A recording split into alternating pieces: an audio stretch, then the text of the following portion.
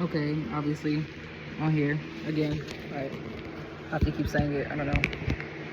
Okay, so chapter 19. Okay, so after the Civil War, the United States began expanding beyond its borders, uh, entering its imperial age. So by the late 1800s, the U.S. was no longer just a continental power; it was competing globally for influence, trade, and territory. The Spanish-American War of 1889 of 1898 was the turning point after the explosion of the USS Maine in Havana Harbor. The U.S. declared war on Spain, quickly winning battles in Cuba and the Philippines. The Treaty of Paris ended the war and gave the U.S. control of Puerto Rico, Guam, and the Philippines,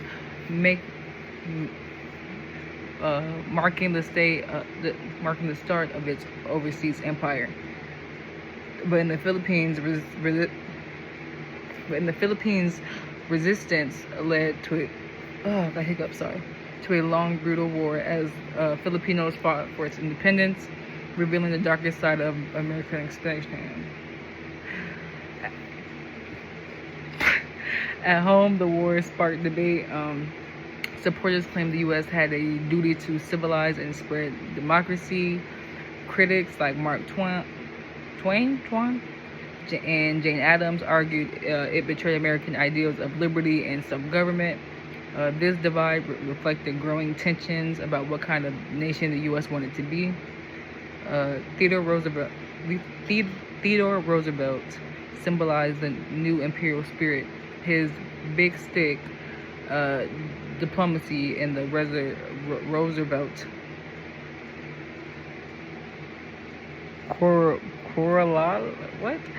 corollary. Am I slow? I don't know. To the Monroe Doctrine made America the self-appointed policeman of the Western Hemisphere. Okay. Justifying intentions across the Latin America. Later, dollar diplomacy extended U.S. control through loans and investments rather than force. Imperialism also reshaped ideas of race, gender, and citizenship.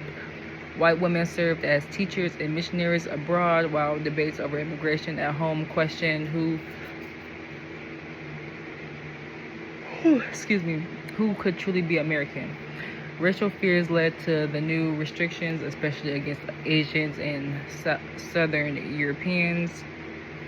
By the 1900s, the United States had become both a global power and an empire, exporting its culture, economy, and military might across the world, but still struggling to live up to its own democratic promises.